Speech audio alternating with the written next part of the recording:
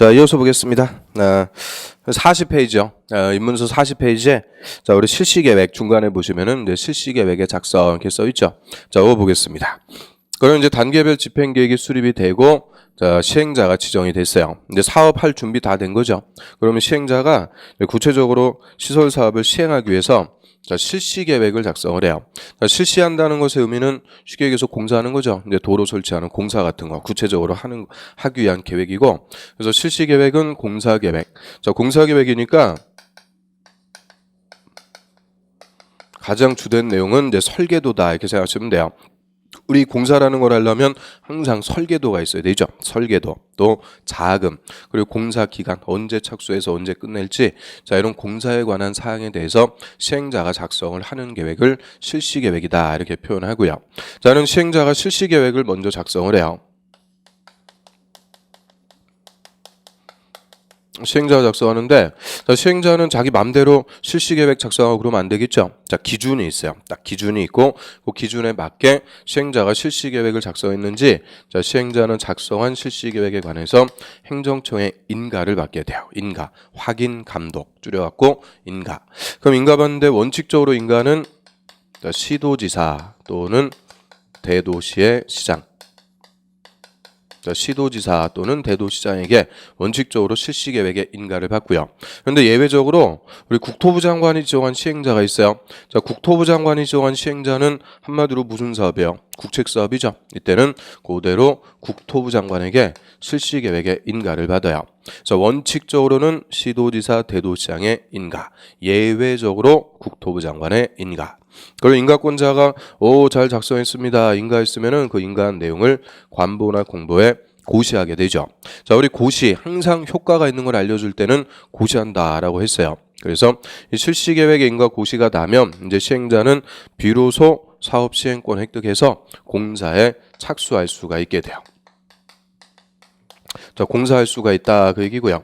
자, 이런 공사 관련해서 뭐 수용 같은 직접적으로 우리한테 효과가 발생을 하게 돼요. 그래서 인가 고시에서 알려준다라고 하고요. 그러면 자, 이런 실시계획의 인가권자 우리 한번 정리해봐요. 자, 원칙 시도지사, 대도시장, 예외 국토부 장관. 자, 인가권자 이꼴 한마디로 누굴까요? 도시군관리계획을 결정한 자죠. 결정권자. 결정권자가 그대로 실시계획의 인가권자다 이렇게 보시면 돼요. 그러면 이 시설사업은 자, 시행자 지정 이전하고 이후, 자, 이렇게 구분해갖고 내용을 이해하시면 돼요. 자, 우리 시설사업이라는 것도 다 도시군관리계획 내용이죠. 도시군관리계획. 그럼 도시군관리계획은 권한자가 이반권자가 있고 결정권자가 있어요. 그래서 이반권자, 결정권자 그것만 딱 정리하시고, 자, 이런 단계별 집행계획 수립에서 시행자 지정까지는 사업을 준비하는 단계니까 한마디로 도시군관리계획 무슨 단계냐? 2반 단계다 이렇게 생각하시면 돼요. 그러니까 단계별 집행계획 수립권자도 이반한 자, 시행자도 행정청 시행자 그대로 두고요. 이반한 자. 그래서 이반한 자가 권한자가 되는데요. 근데 실시계획 인가 떨어지면 구체적으로 사업이 들어가요. 그래서 구체적인 단계이기 때문에 실시계획 인가부터는 자, 도시군관리계획의 결정 단계다 이렇게 보시면 돼요. 결정. 그러면 자, 권한자들은 다 누가 되는 거냐? 결정권자가 된다 이렇게 보시면 되죠. 그래서 실시계획의 인가도 결정권자한테 와서 받고요. 그리고 자, 공사 다 끝났어요. 아직 안 배웠지만 준공검사도 누구한테 받을까요? 역시 결정권자, 즉 시도지사, 대도시장한테 검사 받는 거죠. 그래서 자, 실시계획부터는 권한자가 결정권자로 바뀐다. 그래서 이렇게 2반 단계, 결정 단계 구분해가지고 이해하시면 권한자 우리 어렵지 않게 찾아낼 수 있어요. 자, 교재 한번 보겠습니다. 실시계획의 작성안부죠. 작성은 누가요? 시행자가 작성하죠. 시행자가 작성해서 그 밑에 인가받아요. 시행자는 실시계획을 작성한 때는 시도지사, 대도시장. 자, 시도지사, 대도시장 밑줄 원칙 딱 씁니다. 원칙 또는 국토부 장관 밑줄 국토부 장관은 예외. 의 인가를 받아야 된다. 그래서 원칙적으로는 시도지사, 대도시장한테 인가받는데 국토부 장관이 지정한 시행자만 예외적으로 국토부 장관에게 인가를 받고요. 그다음 그 밑에 보세요. 실시계획의 내용. 시설사업의 종류, 명칭, 면적, 규모, 또 시행자가 누구냐, 또 착수 또는 준공 예정일 등 나오는데, 자, 이런 것들은 부수적인 거고요. 주된 내용은 설계도예요. 설계도. 설계도 이런 공사를 하기 위한 계획이기 때문에 설계도, 자금, 공사 기간 이런 사항에 대해서 시행자가 실시 계획을 작성하죠. 자, 그 밑에 가로 3번에 첨부해가지고 써 있는데 그게 주된 내용입니다. 그래서 설계도, 자금, 공사 기간 이런 것들을 명시하거나 첨부하는 계획이 실시 계획이다. 그래서 시행자 실시 계획 작성해갖고 인가, 자, 인가권자가 고시하면은 이제 구체적으로 사업 시행, 공사할 수가 있게 되죠. 자, 공사하는데 우리 시설 사업이라는 것은 개인의 이익을 목적으로 하는 사업이 아니죠. 다 공공복리를 위한 사업이라고 그래요. 예를 들어서 도로를 설치한다든지 공원을 조성한다. 이거 개인의 이익을 위한 거 아니죠. 다 여러 사람 공익을 위한 사업이기 때문에 자, 이런 시행자가 시설 사업을 시행하는데 보다 쉽게 효율적으로 할 수 있게끔 우리 국토법에서 시행자에게 각종 특권을 부여를 해주게 돼요. 그거를 시행자가 사업을 하기 위한 조치 또는 시행자의 특권이다 이렇게 표현합니다. 시행자에게 부여되는 이제 각종의 특권들이 있어요. 자, 우리 시설 사업에서는 가장 주된 논점이 요거예요. 시행자에게 부여되는 특권. 그럼 시행자한테는 특권이죠. 특권을 행사하게 되면 반대편에 있는 우리 국민의 재산권을 제한하는 거죠. 그래서 시설사업과 관련해서 시행자가 국민의 재산권을 어떻게 제한할 수 있는지 정확하게 아세요. 그래서 자, 요 파트가 중요한 논점이 되죠. 그러면 사업 시행을 위해서 시행자에게 부여되는 특권, 자, 크게 5가지가 있다고 그래요. 첫 번째로 시행자는 사업을 효율적으로 추진할 필요가 있으면 공사원 나눠서 분할 시행을 할 수가 있죠. 분할해서 시행할 수 있다. 이건 특권이라기보다는 사업의 효율적 추진을 위한 조치다라고 하는데요. 자, 공사원 109, 209 나눠가지고 얼마든지 공사할 수 있죠. 자, 요거를 좀 유식하게 분할 시행도 할 수가 있고요. 그 다음에 시행자는 사업에 필요한 토지 등의 관계 서류, 뭐 등기부나 대장 이런 것들 다 공짜로 무상 열람 등을 할 수가 있게 돼요. 그럼 이제 사업에 필요한 토지 같은 거 있죠. 토지나 건물에 등기부 같은 거. 이거 시행자는 다 공짜로 띄워볼 수 있다. 그 얘기인데 왜 이게 특권이 돼요? 자, 우리가 이 등기부 같은 거 띄워보려면 돈 내야죠. 인터넷으로 열람하려면 700원인가 800원인가 내야 되고요. 등기소 가서 아예 뽑아보려면 1,500원인가 내야 돼요. 돈 내야 되는데 시행자는 넓은 토지에 넓은 지역의 토지나 건물에 등기부, 대장 이런 것들 다 공짜로 띄워볼 수 있는 거니까 비용상의 특권이다 이렇게 얘기할 수 있죠.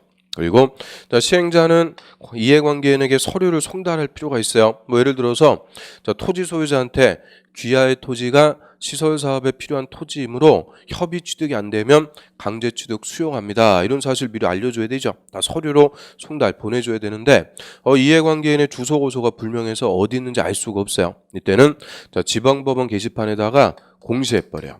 공시해가지고 송달에 가름한다 해서 자, 요거를 공시송달이다 이렇게 표현하고요. 그래서 공시로 송달에 가름시켜버려요. 이런 공시송달의 특권도 인정하는데 자, 요 3가지 특권은 그냥 읽어보시면 돼요. 제목 정도만 보시면 되고요. 자, 4번째 시행자의 특권이 토지 등의 수용사용권이라고 그래요. 자, 시행자는 토지 등을 수용 사용할 수 있다라고 하는데 자, 요게 시행자의 특권 중에서는 제일 큰 거죠. 그럼 우리 수용한다 의미가 뭘까요? 수용이라는 것은 공익사업에 필요한 토지를 강제적으로 취득하는 것을 수용한다 그래요. 즉 토지 소유자 안 팝니다 하는데 강제적으로 뺏어버린다 그 얘기죠. 물론 보상을 조건으로 정당한 보상을 조건으로 강제 취득 수용할 수도 있고요. 자, 사용이라는 말은 뭐겠어요? 강제 사용이죠.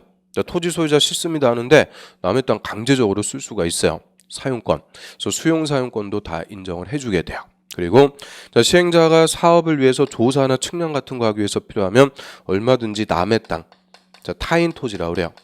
타인 토지에 수립 등을 해서 조사나 측량 등을 할 수가 있도록 해요. 그래서 출입 등을 할 수 있는 특권도 주는데 얘도 아주 중요한 특권 중에 하나예요. 그래서 우리 이제 도로 같은 거 설치되기 전에 보면은 측량 기사들 나와가지고 삼각대 세워놓고 막 이렇게 보고 그러죠. 자, 그게 다 측량하는 건데 자기 땅에서 하는 거예요? 아니죠. 남의 땅에서 하는 거죠. 그래서 조사나 측량 같은 게 필요하면은 타인 토지, 남의 땅에 출입 등도 할 수 있는 특권을 인정을 해줘요. 그래서 자, 시행자에게 부여되는 특권이 자, 이렇게 5가지가 있어요. 5가지가 있다 보니까 자, 예전에는 단순하게 물어봤죠. 이 5개 중에서 4개 놓고 다음 중 시행자의 특권이 아닌 것은 틀린 거 하나 딱 줘가지고 단순하게 물어봤어요. 그래서 제목 정도만 알아도 맞출 수 있게끔. 그런데 요새는 절대 그런 식으로 안 물어봐요. 이제 내용까지 다 들어가서 물어보는 거죠. 특히 요 수용권하고 출입권. 자, 요거 가지고 잘 물어보고 있으니까 요거를 좀 우리가 신경 써갖고 봐야 돼요. 자, 시행자의 특권 한번 보죠. 자, 41페이지입니다. 41페이지 시행자의 보호 이렇게 써놨는데 그게 한마디로 시행자의 특권이라고 그래요. 시행자에게 국토법이 주는 특권이라고 그러죠. 그럼 먼저 분할시행. 자, 분할시행 얼마든지 할 수 있고, 두 번째 무상열람. 자, 시행자는 관계 서류, 등기부나 대장 다 공짜로 띄워볼 수 있다. 무상열람. 또 이해관계인에게 서류를 송달해야 되는데 어딘지 알 수가 없으면 공시로 송달에 가름할 수 있다. 그래서 공시송달이다 이렇게 얘기하죠. 공시송달. 자, 요 3개는 제목 정도 쭉 읽어보시면 되고요. 자, 4번째 토지 등의 수용사용 나오죠. 자, 거기다 별표. 자, 수용은 강제취득, 사용은 강제사용, 수용사용권을 인정을 해줘요. 그럼 일단 자, 모든 시설사업의 시행자는 토지 등의 수용사용권이 있다. 맞아요. 모든 시설사업 시행자에게 수용권 줘요. 이 수용이라는 걸 할 수가 없으면 사업할 수가 없는 거예요. 그래서 모든 시행자에게 수용권을 주는데, 자, 원칙적으로 우리가 수용권이라는 것은 행정청의 권한이라고 그래요. 국가와 지자체, 행정청의 권한이죠. 그런데 저 비행정청의 시행자도 다 뭘 받는다고 그랬어요? 지정, 권한 받는다고 그랬죠. 행정청의 권한을 부여받아서 비행정청의 시행자도 행정청하고 똑같이 수용권이 있습니다. 그래서 행정청이든 비행정청이든 모든 시설사업 시행자는 수용할 수가 있는데요. 자, 이 수용 사용할 수 있는 대상이 달라요. 대상이. 자, 그거를 우리가 구분을 해봐야 돼요. 자, 제가 먼저 설명할게요. 그럼 예를 들어서 자, 여기다가 공원을 설치하자. 자, 그럼 기반시설 설치하기로 도시군관리계획 딱 결정. 자, 결정이 되면 그때부터는 이 공원을 무슨 시설이라고 불러요? 도시군계획시설. 그러면 도시군계획시설인 공원이 설치대로 결정된 땅. 자, 이거를 도시군계획시설부지. 자, 줄여가지고 시설부지라고 그래요. 시설부지. 자, 시설부지. 그럼 시설부지 안에서 자, A가 토지를 소유하고 있어요. 자, A가 소유하고 있는 토지, 이 토지는 시설사업에 필요한 토지죠. 자, 이런 토지에 대해서는 시행자가 A하고 협의해갖고 취득하는 게 원칙이에요. 좋게 말로 해서 협의 취득하는 게 원칙인데, 자, A가 제가 이거 조상 대대로 물려받은 땅이라서 제 눈에 흙이 들어가기 전까지는 절대 안 팝니다. 안 판다고 그래요. 그럼 뭐 하면 돼요? 눈에다가 흙 뿌리면 되죠. 자, 아무튼 자, 이런 협의 취득이 안 될 때 이때는 강제 취득, 수용을 할 수가 있어요. 그래서 시행자는 이런 시설 부지 안에 사업에 필요한 토지 얼마든지 협의 취득이 안 되면 강제 취득 수용할 수 있고요. 근데 토지만 수용할 수 있는 게 아니고, 자, A가 이미 건물 지어갖고 이용하고 있어요. 그럼 건물 있는 상태로 공사 안 되죠. 그래서 토지에 건물이 있을 때는 이 건물도 다 수용할 수 있는 대상이 돼요. 건물. 그리고 또 A가 요 뒤에 집 뒤에다가 비싼 나무 또 쫙 심어놨어요. 막 소나무 같은 거 몇 천만 원씩 하죠. 이런 나무 이거 심어놨는데 남의 나무 함부로 자르고 그러면 당연히 재산권 침해죠. 그래서 이 나무 같은 물건, 자, 요것도 다 수용할 수가 있다고 그래요. 물건. 그리고 자, A가 요 주택에 지가 사는 게 아니고 자, B한테 임차권 설정해가지고 B가 임차권자로 살고 있는데 임대차 기간 1년 넘게 남았으니까 안 나가겠습니다. 버티고 있으면 공사 안 되죠. 그래서 임차권 같은 권리도 다 수용할 수 있어요. 그래서 요 4개. 자, 시설 부지 안에 토지, 건물, 물건, 소유권 이외의 권리. 자, 요 4개를 싹 묶어가지고 우리가 토지 등 이렇게 써요. 토지 등. 이런 시설 부지 안에 토지 등은 수용하거나 사용할 수 있습니다. 수용 사용이 가능해요. 그런데 자, C가 소유하고 있는 토지는 시설 부지 밖에 있는 토지요. 이런 시설 부지 밖에 있는 토지를 인접 토지 등이라고 하고요. 자, 인접 토지 등은 시행자 수용할 수 있다. 그러면은 무조건 틀려요. 인접 토지 등은 절대 수용할 수 없어요. 자, 우리 수용이라는 것은 소유권을 뺏어버리는 거니까 국민의 재산권 침해가 제일 큰 거예요. 그런데 사업에 필요 없는 토지까지 수용권을 주는 것은 너무나 과도한 특권이 되죠. 그래서 이 인접 토지 등은 절대 수용할 수는 없고요. 뭐만 할 수 있는 거냐? 강제 사용, 일시적으로 사용만 할 수 있는 권한을 줘요. 사용권만 인정합니다. 뭐 재료적 지정이나 또는 임시 통로 같은 사용권만 인정하는 거지 절대 수용권 안 줘요. 그래서 이거 확실하게 구분하셔야 돼요. 시설 부지 안에 사업에 필요한 토지 등은 수용 사용 다 할 수 있고, 인접 토지 등은 절대 수용할 수는 없고 뭐만 할 수 있다? 사용만 할 수가 있는 거죠. 사용만 할 수가 있고요. 자, 교재 한번 보세요. 그래서 동그라미 1번. 자, 수용사용권 이렇게 써있죠. 가로 4번에 동그라미 1번. 자, 시행자는 시설 사업에 필요한 토지, 동그라미, 건물, 동그라미, 정착물을 다른 말로 물건이라고 그래요. 물건, 동그라미, 또는 소유권 이외의 권리, 동그라미. 자, 요 4개. 토지, 건물, 물건, 권리. 묶어가지고 뭐라고요? 토지 등. 자, 토지 등을 수용 사용할 수 있다. 그래서 시설 사업에 필요한 토지 등, 즉 시설 부지 안에 토지 등은 수용 사용할 수 있고요. 그런데 동그라미 2번. 자, 시행자는 도시군계획설에 인접한 토지, 건물, 정착물이나 권리를 뭐만 할 수 있다? 일시 사용만 할 수 있다. 그래서 인접 토지 등은 절대 수용할 수는 없고 사용만 할 수가 있다. 이렇게 구분하시고요. 그 다음 그 밑에 보세요. 가로 5번. 자, 타인 토지의 출입, 뭐 일시 사용, 장애물, 변경 제거 등 나오죠.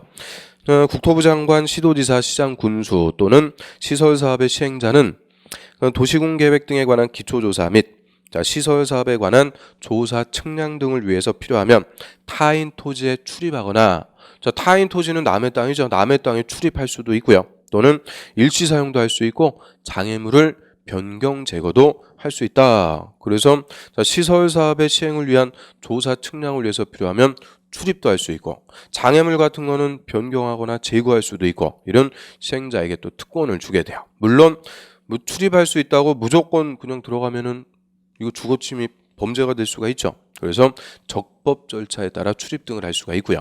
적법 절차는 나중에 우리가 기본 과정에서 보기로 하고요. 자, 이런 출입 등을 할 수 있는 특권도 줘요. 그래서 자, 요 5가지 시행자는 특권 부여하에 공사하는 거죠. 공사를 효율적으로 할 수가 있어요. 그래서 공사해가지고 몇 년 지나고 공사 다 끝났어요. 다 끝나면은 시행자는 공사 자기 맘대로 하는 거 아니죠. 무슨 계획대로 공사하는 거예요.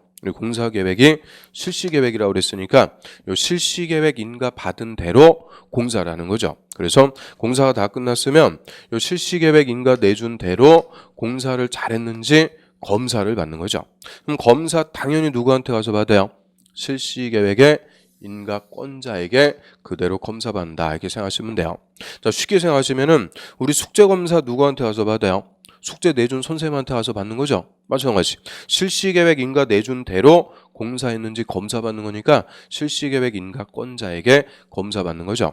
그럼 원칙적인 인가권자가 누구였어요? 시도지사와 대도시장. 그래서 시도지사, 대도시장에게 시행자는 준공검사 받고요. 자, 시도지사나 대도시장이 검사하니까 이 계획대로 잘 공사가 끝났어요. 공사가 다 끝났다 하면은 공사 끝, 공사 완료, 공고. 공사 완료 공고하면 이제 시설 사업이 다 끝나게 되는 거죠. 그럼 시설 사업이 다 끝났다는 것의 의미는 이제 도시군 계획설이 설치가 됐다 그 얘기죠. 자, 설치를 무슨 사업으로 한다고 그랬어요? 시설 사업. 그래서 시설 사업이 끝나면 이제 도시군 계획설이 설치가 돼서 우리가 이 도시군 계획설을 이용할 수가 있게 되는 거죠. 자, 여기까지가 우리 시설 사업의 절차 쭉 훑어봤습니다. 그러면 자, 도시군 계획 시설 사업. 자, 이거 다시 한번 개념적으로 살펴봐야 돼요. 자, 우리 관할 구역에 기반시설, 뭐 도로가 됐든 공원이 됐든 기반시설 설치하고 싶죠. 기반시설 설치하려면 행정처는 어떻게 된다? 입안해갖고 결정하게 되면은 무슨 설? 도시군 계획 시설. 이 결정한 도시군 계획설을 설치하는 사업, 시설 사업으로 도시군 계획설을 설치하죠. 그러면 자, 이런 도시군 계획 시설 사업 어떻게 해요? 먼저 자, 도시군관리계획 결정이 있으면 2년 내 단계별 집행계획도 수립해서 예산 확보해서 몇 년도에 할지 정하는 거죠. 그래서 정한 연도에 누가 사업할지 시행자도 지정을 해요. 자, 원칙적으로는 누가 하는 거라고요? 특광시장 군수가 관할구역의 시설사업 시행하는데 뭐 국토부 장관도 할 수 있고 도지사도 할 수 있고 비행정청도 지정받아서 할 수 있죠. 자, 이런 시행자가 정해지면 시행자가 사업을 실시하기 위한 계획, 실시계획부터 작성해갖고 인가받아요. 그런데 실시계획 인가부터는 입안한 자가 아니고 결정권자라고 그랬죠. 결정권자에게 인가받고요. 인가고시가 나면 이런 특권 부여하에 시행자가 공사를 하게 되죠. 공사 쭉 해가지고 공사 다 끝났어요. 다 끝나게 되면 이제 준공검사 받고 공사 완료 공고하면은 시설 사업이 다 끝나가지고 도시군계획설이 설치가 된다. 그 얘기죠. 그래서 자, 여기까지가 시설 사업의 절차 우리 쭉 살펴봤습니다. 그럼 이제 도시군관리계획 내용 중에서 3번 우리가 봤고요. 자, 4번에 도시개발사업과 정비사업이 또 나오죠. 자, 사업들이 또 나오는데 도시개발사업은 신도시개발, 정비사업은 구도시 재개발. 자, 이런 사업들은 대규모 사업이에요. 그 이해관계인도 많고 절차가 복잡해요. 그래서 이 개발사업과 정비사업은 우리 국토법에 규정하는 게 아니고요. 따로 법률로 규정을 하고 있어요. 자, 도시개발사업은 도시개발법, 정비사업은 정비법. 따로 법률로 규정하죠. 그래서 우리 국토법 끝난 다음에 두 번째로 배우는 법이 도시개발법. 무슨 사업 배우는 거예요? 개발사업. 그 다음에 세 번째로 공부하는 법이 정비법. 정비법에서는 정비사업 각각 공부하는 거죠. 그래서 개발사업과 정비사업은 개발법, 정비법에서 국토법 끝난 다음에 공부를 해요. 그러면 저희 도시군관리계획 내용 이제 남은 거는 딱 요거 하나 남았죠. 5번 지구단위계획 요거 하나 남았어요. 지구단위계획. 그럼 이 지구단위계획 파트도 우리 시험에서 매년 한 문제 이상씩 꼬박꼬박 출제해요. 작년, 재작년은 막 두 문제씩 물어보고 그랬어요. 그래서 지구단위계획. 자, 얘는 의의가 제일 중요해요. 지구단위계획은 의의 가지고 제일 많이 물어봐요. 그러면 자, 우리 교재는 한 페이지 넘겨보세요. 42페이지. 이제 8절에서 지구단위계획 이렇게 나오죠. 자, 지구단위계획은 의의가 제일 중요합니다. 의의부터 한번 읽어볼게요. 지구단위계획이란 도시군계획 수립 대상 지역 안에 일부의 동그라미, 일부에 대하여 거기서 딱 끊으세요. 일부에 대하여 자, 토지용을 합리화하고 기능 증진, 미관 개선, 양호한 환경을 확보하고 그 체계적 계획적으로 관리하기 위하여 뒤에서 딱 끊고 자, 수립하는 도시군 관리 계획을 말한다. 그거 길어가지고 이 지구단위계획 의의만 막 세 줄이 돼요. 자, 끊어갖고 읽었죠. 중간에 들어가는 것은 지구단위계획 수립하기 위한 목적이라고 그래요. 목적. 자, 오늘 좀 이따 보고요. 일단 앞부분하고 뒷부분만 연결해갖고 보면 그게 지구단위계획 의의가 되죠. 자, 앞부분. 자, 지구단위계획이란 도시군 계획 수립 대상 지역의 일부에 대하여 자, 뒤로 가서 수립하는 도시군 관리 계획을 말한다. 그럼 지구단위 계획도 무슨 계획이요? 도시군 관리 계획이죠. 도시군 관리 계획인데 자, 어디다 수립해요? 일부에다 수립. 그게 키워드죠. 일부에 대해서 수립할 때는 도시군 관리 계획 이렇게 안 부르고 지구단위 계획 따로 부르겠다. 그 얘기요. 그럼 맨 앞에 그 도시군 계획 수립 대상 지역은 어딜까요? 자, 우리 도시군 계획 수립하는 지역은 특광시군 관할구역이죠. 그래서 풀어서 얘기하면 특광시군 관할구역의 일부에 대해서 수립하는 도시군 관리계획, 그거를 지구단위계획이다 라고 하고요. 그럼 이 지구단위계획 뭐 하려고 수립해요? 목적 중간에 보시면 자, 토지용을 합리화하고 기능도 증진, 미관도 개선, 양호한 환경도 확보하겠다 했는데 이거 다 같은 말이에요. 토지를 합리적으로 이용하면 토지의 기능이 어떻게 돼요? 증진. 미관 개선시켜주면 환경도 어떻게 돼요? 양호하죠. 좋아지게 돼요. 그러니까 자, 이렇게 될 수 있게끔 그 일부 지역을 체계적 계획적으로 관리. 자, 그게 목적이에요. 체계적 계획적으로 관리하기 위해서 수립하는 거죠. 그럼 우리 관리라는 말은 도시군 관리 계획하고 똑같은 말이죠. 자, 관리 풀어갖고 뭐예요? 개발, 정비, 보전. 즉 관할구역의 일부를 체계적으로 개발하고 정비하고 보전하기 위해서 수립하는 도시군 관리계획을 지구단위계획이다 이렇게 표현을 해요. 그러면 자, 예를 한번 볼게요.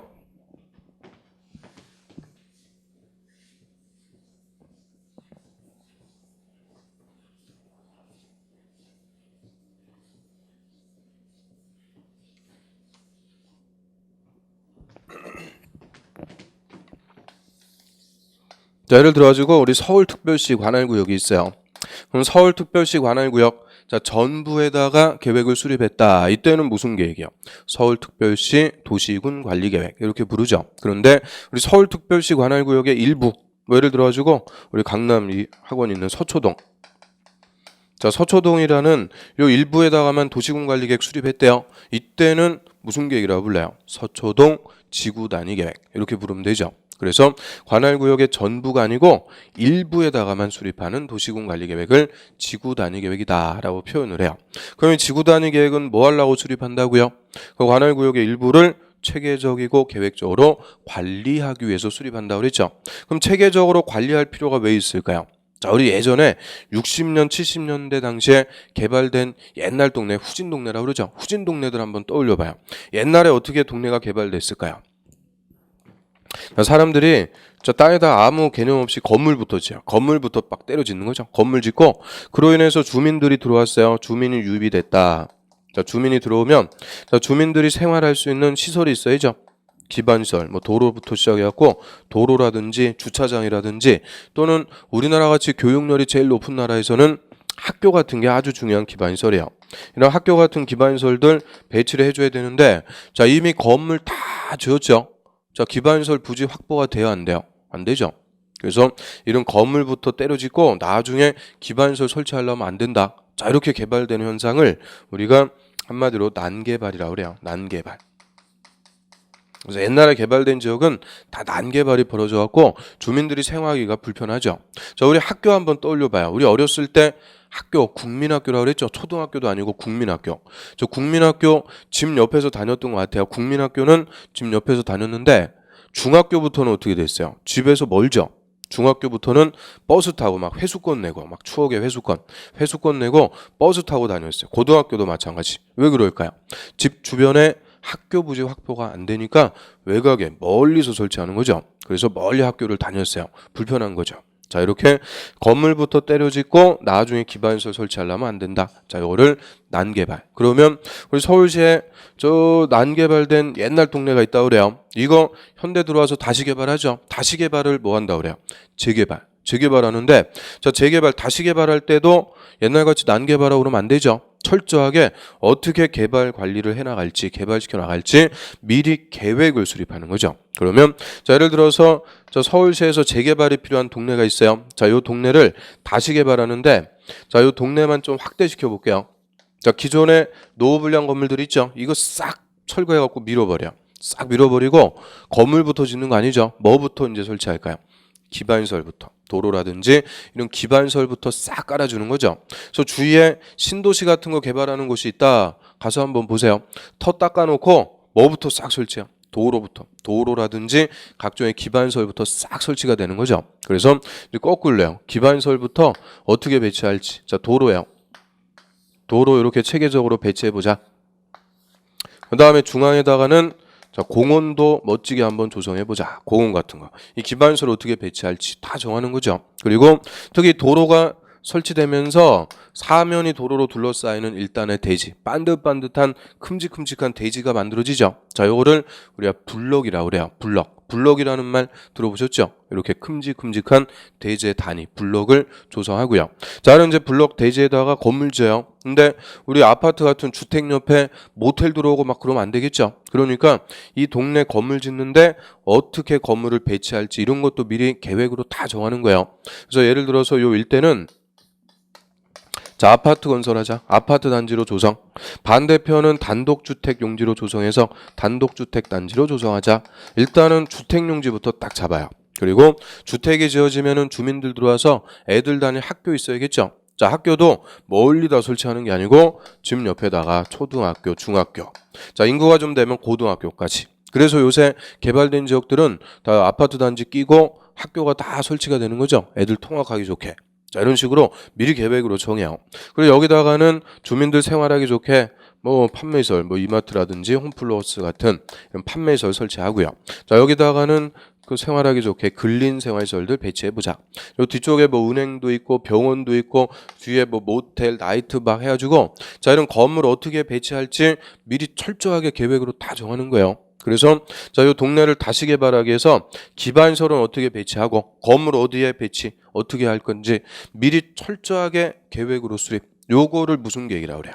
지구 단위 계획. 이 지구 단위 계획 수립해서 이 동네 다시 개발하게 되면 옛날같이 난개발이 벌어지는 게 아니고 체계적으로 개발을 할 수가 있게 되죠. 자, 이런 식으로 관할구역의 일부를 체계적이고 계획적으로 개발하거나 관리하기 위해서 수립하는 계획을 지구 단위 계획이다. 이렇게 이해해 두시면 되고요. 그러면 일단 자, 지구 단위 계획 수립하려면 관할 구역의 무슨 동네에다가 지구 단위 계획 수립할지 구역부터 먼저 지정하죠. 그거를 지구 단위 계획 구역이라고 그래요.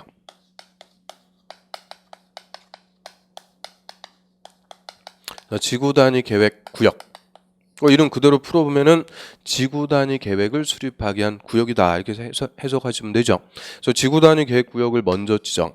그리고 지구 단위 계획 구역에 이제 어떻게 개발을 할지 지구 단위 계획을 또 수립을 해요. 지구 단위 계획을 수립. 그래서 순서부터 먼저 보셔야 돼요. 일단 뭐부터 지정한다고요? 지구 단위 계획 구역. 구역을 지정하고 여기에 대해서 이제 지구 단위 계획을 수립. 그럼 지구 단위 계획이라는 게 수립이 됐다. 그럼 이제 효과. 이 지구 단위 계획 구역에서는 내 땅이라도 건물 내 맘대로 못 져요. 무조건 지구 단위 계획이 정한 대로만 건축을 해라. 통제를 하는 거죠. 통제. 계획의 통제. 왜 그러겠어요? 자기 마음대로 건물부터 지으니까 뭐가 발생해요? 난개발. 그래서 야, 함부로 건물 못 짓게 철저하게 지구 단위 계획에 정한 대로만 건축을 해라. 통제함으로써 이런 이제 일부를 난개발이 아니고 계획적으로 체계적으로 개발하거나 관리해 나가자. 자, 요게 궁극적인 지구 단위 계획의 목적이 되는 거죠. 즉, 관할 구역의 일부를 체계적으로 개발 관리하자. 자, 요게 목적이에요. 그러면 저 순서 체계가 구역부터 지정하고 계획을 수립. 계획에 의거해서 체계적으로 개발시킨다. 요게 지구 단위 계획 체계가 되죠. 자, 우리 국토법은 취지가 뭐라고 그랬어요? 국토법은 국토의 선계획 후개발이라고 그랬죠. 자, 계획을 미리 수립해서 계획에 의거해서 개발시켜보자. 자, 이거를 관할구역의 일부로 갖고 온 거죠. 자, 미리 이 동네 관할구역을 일부를 어떻게 개발할지 계획을 수립하죠. 이게 선계획이에요. 지구 단위 계획. 그리고 지구 단위 계획에 의거해서 체계적으로 뭐하자? 개발하자. 후개발. 그래서 선계획, 후개발 체계. 그리고 이런 지구 단위 계획을 수립하기 위해서 구역을 먼저 지정하죠. 그러면 지구 단위 계획 구역 지정과 지구 단위 계획의 수립 다 무슨 절차로 해요? 자, 지금 우리가 무슨 계획 배우고 있어요? 도시 군 관리 계획 배우고 있죠. 즉 지구 단위 계획 구역과 지구 단위 계획도 다 도시군 관리 계획 결정으로 합니다. 결정으로 하는데 우리 또 논점이 있죠. 이 지구 단위 계획과 관련해서만큼은 누구도 결정한다 그랬어요. 시장 군수까지 다 결정할 수가 있죠. 그래서 국토부 장관, 시도지사, 시장 군수까지 다 도시군 관리 계획 결정해서 지구 단위 계획 구역 지정하고 지구 단위 계획을 수립을 해요. 그럼 먼저 우리가 정리할 논점은 이 지구 단위 계획 구역의 지정 대상이고요. 자, 그거 보기 전에 자, 교재 한번 보고 확인할게요. 의 밑에 보세요. 두 번째. 자, 시도지사, 대도시장 또는 시장 군수까지 나오죠. 시장 군수. 그리고 국토부 장관은 도시군 관리 계획 결정해서 지구 단위 계획 구역을 지정하고 지구 단위 계획도 수립한다. 저 도시군 관리 계획 결정해서 지구 단위 계획 구역 지정, 지구 단위 계획 수립. 자, 누구까지 결정한다고요? 시장 군수. 아, 이게 논점이에요. 시장 군수까지 결정하죠. 그럼 일단 자, 이 결정해서 지구 단위 계획 구역을 지정을 해요. 그럼 이 지정 대상 요거부터 먼저 정리를 좀 해봐요. 그럼 지구 단위 계획 구역을 지정하는데 도시지역 안에서 지구 단위 계획 구역을 지정을 한다 그래요. 그럼 이 도시지역 안에서는 지구 단위 계획 구역 지정하는 게 쉬울까요? 어려울까요? 쉬운 거죠. 왜? 자, 우리 도시지역이라는 용도지역은 무슨 목적의 용도지역이다? 개발 목적의 용도죠. 개발할 곳이라고 그랬죠. 그러면 지구 단위 계획 구역 중에서 궁극적으로 뭐 하겠다? 개발. 그러니까 개발 목적인 도시지역 안에서는 지구 단위 계획 구역 지정하는데 어렵지가 않아요. 그래서 이런 도시지역에서 지구 단위 계획 구역을 지정할 수 있는 대상. 자, 임의적 지정 대상이다 이렇게 표현하고요.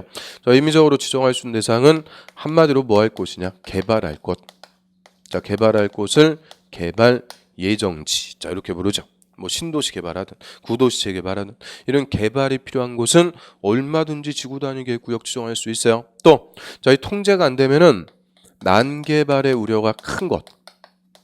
난개발의 우려가 있는 것. 자, 이런 데다가도 지구 단위 계획 구역 얼마든지 지정해서 체계적으로 개발을 도모할 수 있죠. 그런데 자, 이 임의적 지정 대상 중에서 일정한 요건이 갖춰졌으면 반드시 지정하는 대상이 있어요. 자, 이거를 의무적으로 지정하는 대상이다 라고 하고요. 자, 그럼 의무적으로, 물론 우리가 지정하는 거 아니죠. 행정청이 의무적으로 지구 단위 계획 구역 지정해야 되는 대상. 자, 요게 우리 시험에서 또 잘 물어봐요. 의무적으로 지정하는 대상. 이거 어떻게 보면은 이거는 단순 암기야. 법에서 의무적으로 지정해라 했으니까 반드시 정하는 거죠. 그래서 의무적 지정 대상, 얘가 또 논점 중에 하나고요. 그 다음에 비도시적으로 가봐요. 도시적 밖에서. 자, 지구 단위 계획구역 지정한다 그래요. 그럼 도시지역 밖에서 지구 단위 계획구역은 쉽게 지정할 수 있을까요? 없을까요? 없어요. 왜 그래요? 우리 도시지역 자, 비도시지역 하면 무슨 지역이 있어요? 관리, 농림, 자연환경, 보전지역. 이런 비도시지역은 개발할 곳이 아니고 뭐 할 곳이다? 보전할 곳이라고 그랬죠. 보전 목적의 용도지역이니까 저는 보전할 곳에 함부로 지구 단위 계획구역 지정해서 개발시킬 수가 없는 거죠. 그래서 비도시지역은 아무데나 지정 못해요. 딱 두 개에서만 지구 단위 계획구역을 지정할 수가 있다고 그래요. 그럼 우리 비도시지역, 도시지역이 아니래도 지구 단위 계획구역 지정할 수 있는 대상, 자, 개발할 수 있는 곳이 딱 두 개가 있어요. 먼저 계획관리지역이 있어요. 계획관리지역. 그럼 계획관리지역이다. 관리지역이라는 것은 다른 지역하고 비슷하게 관리하는 곳이라고 그랬죠. 관리하는 곳인데 계획관리지역은 무슨 지역과 비슷하게 관리해요? 도시지역. 도시지역과 비슷하게 관리하다가 궁극적으로는 도시지역으로 개발될 곳이죠. 그래서 비도시지역이라도 계획관리지역만큼은 개발을 할 수가 있으니까 지구 단위 계획구역 지정할 수 있고요. 그리고 또 하나가 더 있어요. 개발진흥지구.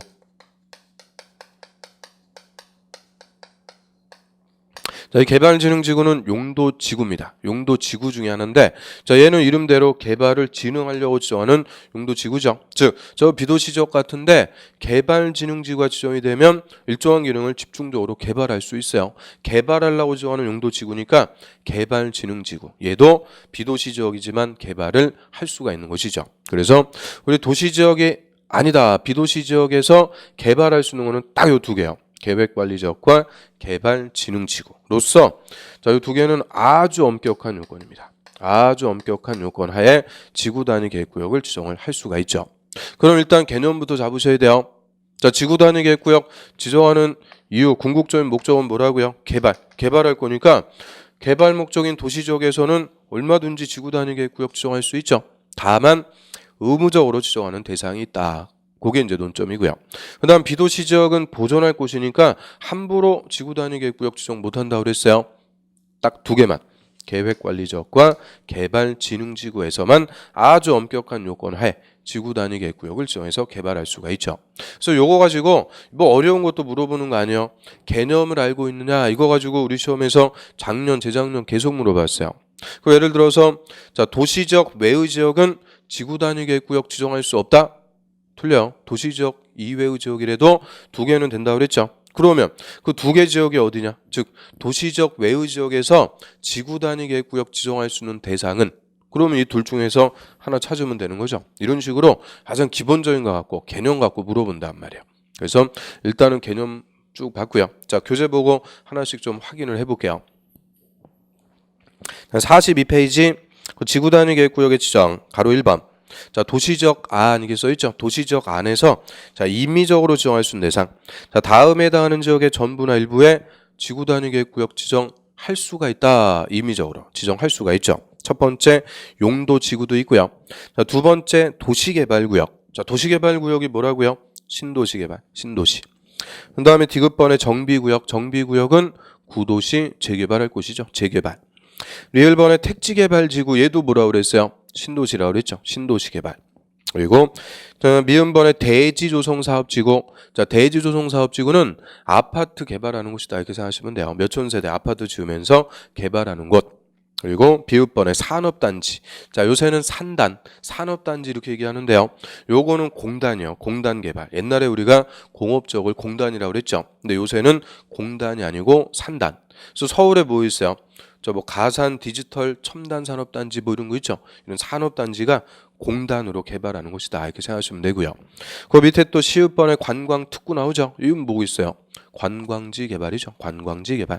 그래서 니은부터 시옷까지 묶어가지고 다 한마디로 뭐 하는 곳이다? 개발할 것. 개발할 곳에 얼마든지 지구 단위 계획구역을 지정할 수가 있는 거죠. 개발할 것. 그래서 그 니은부터 시효까지 그거 다 일일이 물어보는 거예요. 뭐 예를 들어서 대지조성 사업지구에 지구 단위 계획구역 지정할 수 있다. 맞아요. 아파트 단지 개발할 곳이니까 지정할 수 있죠. 이런 식으로 이런 개념 갖고 물어본단 말이에요. 그리고 자, 이응번. 자, 개발제한구역, 도시자연보호구역, 시가와 조정구역. 자, 이 세 개 구역을 묶어서 뭐라 그래요? 용도구역이라고 그러죠. 용도구역 또는 공원에서 해제되는 구역. 거기서 딱 끊습니다. 자, 거기 첫 번째 개념인데 그것만 한번 봐요. 그럼 개발제한구역, 도시자연보호구역, 시가와 조정구역. 자, 용도구역 지정이 돼 있다. 개발할 수 있어요, 없어요? 못하죠. 개발 못합니다. 그런데 이런 데서 지금 뭐가 된대요? 해제된다 이렇게 써있죠. 해제. 그럼 개발제한구역에서 해제 풀어주게 되면은 개발할 수 있게 되죠. 개발할 수 있게 되는데 통제가 안 되면 어떻게 될까요? 토지 소유자 건물부터 때려 지으면서 그대로 난개발이 초래가 되는 거죠. 그래서 이런 개발제한구역 등이나 공원에서 해제가 되는 곳은 대표적으로 무슨 우려가 있는 곳이냐? 난개발의 우려가 큰 곳이요. 그럼 난개발 될 거 뻔하니까 이런데 계획적으로 개발시키기 위해서 지구 단위 계획구역 지정할 수 있다 그 얘기죠. 근데 요거 확실하게 또 구분하셔야 돼요. 자, 예를 들어서 자, 개발 제한 구역에 지구 단위 계획구역 지정할 수 있다. 맞아요, 틀려요? 틀리죠. 개발 제한 구역은 개발 못하는 곳이요. 여기다가는 지구 단위 계획구역 지정할 이유가 없죠. 그런데 개발 제한 구역에서 뭐가 돼요? 해제. 개발 제한 구역에서 해제가 돼서 개발할 수 있게 되는 곳은 지구 단위 계획구역을 지정할 수 있는 거죠. 그래서 항상 지구 단위 계획구역 지정하는 대상은 뭐 하는 곳이다? 개발할 곳이다. 이렇게 개념적으로 정리를 해두시면 돼요. 근데 그 박스 밑에 보세요. 동그라미 2번 의무적 지정 대상. 자, 다음에 해당하는 지역은 지구 단위 계획구역을 지정할 수가 있는 게 아니고 해야 된다. 의무예요. 의무적으로 반드시 지정해라. 그래서 이 딱 5개 있는데요. 그 중에서 기획번 그거 하나만 또 봐요. 그럼 정비구역 나오죠. 정비구역 정자의 동그라미. 택지개발지구 택자에다 동그라미. 자, 정비구역과 택지개발지구에서 시행되는 사업이 끝나고 몇 년? 10년이 지난 지역. 자, 여기는 의무적으로 지정해라 하고 있어요. 법에서 의무적으로 지정해라 하니까 지정하는 거죠. 그래서 자, 일단 암기법 이런 것들은 단순 암기법으로 정리하면 돼요. 자, 정비구역 할 때 정자, 택지개발지구 할 때 택자. 자, 글자 그대로 따면은 누구예요? 정태기. 우리 친구 이름이죠. 정태기. 자, 정태기는 얼굴도 모르지만 몇 년 된 친구다. 10년 된 친구다. 이렇게 정리하면 돼요. 자, 정태기는 10년. 딱 이런 식으로 단순 암기밖에 안 되는 거니까 지금 의무적 지정 대상이 중요한 게 아니에요. 임의적으로 지정할 수 있는 대상. 다 개발하는 곳이다. 이렇게 개념적으로 정리하시고요. 그 다음 이제 도시지역 밖으로 한번 가봐요. 자, 옆에 이제 가로 2번. 자, 도시적 외의 지역에서 지구 단위 계획구역 지정하려면 다음에 해당해야 된다. 즉 비도시 지역은 아무데나 막 지정할 수가 없다고 그랬어요. 딱 2개입니다. 박스에 보면 1번 지정하려는 구역 면적의 100분의 50, 즉 50% 이상이 계획관리적, 밑줄 계획관리적으로서 대통령 영이 정하는 요건에 해당하는 지역. 첫 번째가 계획관리적. 두 번째, 자, 개발진흥지구 밑줄 개발진흥지구로서 대통령 영이 정하는 요건에 해당하는 지역. 3번은 필요 없어요. 3번은 필요 없고요. 그러면 딱 비도시 지역에서는 뭐라고요? 계획관리지역과 개발진흥지구 요 2개에서만 아주 엄격한 요건 하에 지구 단위 계획구역을 지정할 수가 있다 그 얘기죠. 그러면 자, 도시지역 안이든 도시지역 밖이든 자, 우리 지구 단위 계획구역 지정했어요. 자, 뭐 하려고 지정했어요? 지구 단위 계획구역 지정한 첫 번째 목적 요죠. 지구 단위 계획을 수립하려고 지정하는 거죠. 지구 단위 계획 수립에서 궁극적인 목적이 체계적으로 개발하자. 이건 궁극적인 목적이고요. 일단 지구 단위 계획 구역을 지정한 목적은 지구 단위 계획을 수립하려고 지정을 해요. 그런데 저 구역 지정하고 한 10년 정도 지난 다음에 지구 단위 계획 수립했다. 이미 난개발 다 끝나버려요. 의미 없죠. 그래서 반드시 지구 단위 계획 구역 지정했을 때는 3년 내 지구 단위 계획을 수립을 해줘야 됩니다. 이 3년 내 지구 단위 계획 수립 안 하면 다음 날로 지구 단위 계획 구역 지정이 실효가 된다 그래요. 없어진다 그 얘기죠. 의미가 없어요. 그래서 지구 단위 계획 구역 지정했으면 3년 내 지구 단위 계획을 수립해야 됩니다. 3년 내 수립. 그럼 3년 내 수립하는데 어떤 내용으로 수립할지 내용들 나오죠. 자, 밑에 보세요. 지구 단위 계획의 내용. 자, 지구 단위 계획에는 자, 다음 사항 중 3번과 5번의 사항을 포함한 2개 이상의 사항이 반드시 포함이 돼야 된다. 그래서 박스에 보시면은 지구 단위 계획 내용, 자 1번부터 쭉 나오죠. 9번까지. 이게 내용이 엄청 많아요. 원래 9번 밑에 한 10개 정도가 더 있어요. 엄청 많습니다. 이유는 지구 단위 계획은 관할 구역의 일부 제일 좁은 범위를 놓고 수립하죠. 그러니까 계획의 내용은 아주 구체적이고 상세하게 들어가요. 아주 상세한 것까지 다 포함해서 수립할 수 있는데, 자, 그 내용 중에서 반드시 지구 단위 계획에 포함시켜야 될 사항이 있어요. 그 두 개 있죠. 그게 논점이죠. 자, 3번 동그라미, 5번 동그라미. 그 두 개는 반드시 지구 단위 계획에 포함을 시켜야 됩니다. 그래서 우리 저 국토법을 시험에서 물어보는 시험이 두 개가 있어요. 감정평가사 시험하고 공인중개사 시험이 있거든요. 자, 감평사 시험에서 재정론의 기출이에요. 그 내용 5개 놓고 다음 중 반드시 지구 단위 계획에 포함할 사항으로 짝지은 것은, 이런 식으로 물어보기 좋단 말이에요. 그래서 나머지 다 필요 없고요. 그 두 개 반드시 포함할 것만 확실하게 봅니다. 자, 3번에 보면은 대통령령이 정하는 기반설의 배치와 규모 나오죠. 자, 기반설 밑줄. 자, 기반설. 요거 지구 단위 계획에 반드시 포함해서 수립해야 돼요. 왜 그럴까요? 자, 지구 단위 계획 수립해서 체계적으로 개발하려면 건물부터 짓는 게 아니고 뭐부터 설치해야 된다? 기반설. 즉, 난개발을 방지하려면 기반설부터 배치를 해줘야 되니까 당연히 기반설은 반드시 지구 단위 계획에 포함시키도록 하고요. 그 다음에 5번. 자, 건물의 용도 제한, 이걸 건축 제한이라고 그래요. 건축 제한, 건폐율, 용적률, 건물 높이의 최고 최저한도 이렇게 써 있는데, 우리 건축 제한이나 건폐율, 용적률 제한을 묶어 가지고 뭐라고 불렀을까요? 행위 제한이라고 그러죠. 행위 제한. 그래서 이 행위 제한, 요것도 지구 단위 계획에 반드시 포함해 갖고 수립을 해 줘야 돼요. 행위 제한, 건축 제한, 건폐율, 용적률. 근데 이 행위 제한은 지구 단위 계획 수립할 때 강화시키는 걸까요? 완화시키는 걸까요? 한번 찍어 보시면 강화시킨다, 완화시킨다. 행위 제한은 완화해서 반드시 포함합니다. 행위 제한을 완화시켜 준다 그래요. 강화시키는 게 아니고 완화. 왜 그러겠어요? 행위 제한 풀어주는 이유는, 자, 우리 지구 단위 계획 구역에서는 내 땅이라도 내 마음대로 건물 못 짓는다 그랬죠. 무조건 계획의 통제하에, 계획의 규제하에 건물을 건축하고요. 만약에 이 지구 단위 계획에 위반해서 건축하면은 처벌이요. 다 처벌해 버립니다. 그래서 어떻게 보면 이 계획의 통제하에 아주 엄격하게 건물 짓는 거죠. 그래서 이게 공산주의하고 거의 비슷해요. 그러면 통제만 하면은 당연히 주민들 불만이 생길 수밖에 없죠. 그래서 계획에 맞게 건축할 때는 인센티브 준다 그 얘기죠. 건폐율하고 용적률 같은 제한을 좀 풀어줘요. 완화시켜가지고 인센티브를 준다 이렇게 생각하시면 돼요. 그래서 저희 지구 단위 계획에 반드시 포함할 사항 두 개요.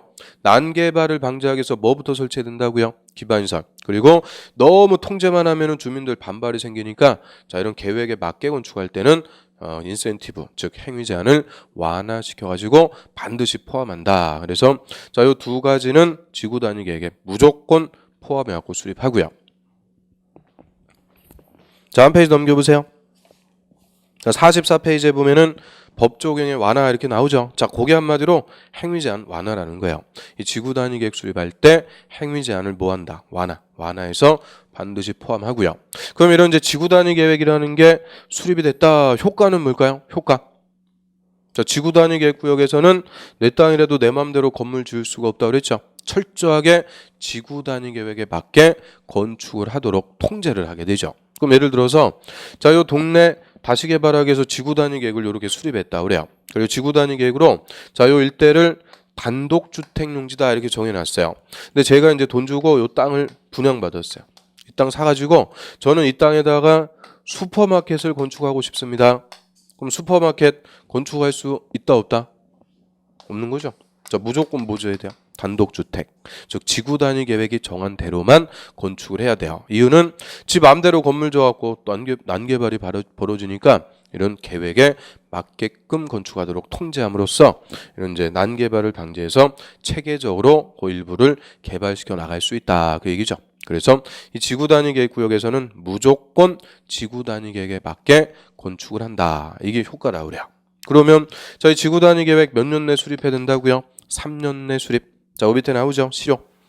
지구 단위 계획 구역 지정에 대한 도시공관리계획 결정고시일부터 3년 동그라미 3년 내 이 지구 단위 계획이 결정고시 되지 않으면 그 3년이 되는 날이 아니고 다음 날 동그라미 다음 날로 그 지구 단위 계획구역 지정에 대한 도시군 관리 계획 결정은 효력을 잃는다. 효력을 잃는 것을 실효한다. 이렇게 얘기하죠. 실효. 효력이 없어져요. 실효가 되는데 그거 뭐 길게 써있죠. 한마디로 구역 지정했으면 3년 내 지구 단위 계획 수립 안 하면 다음 날로 실효. 항상 실효나 해제는 다음 날입니다. 다음 날로 실효가 된다.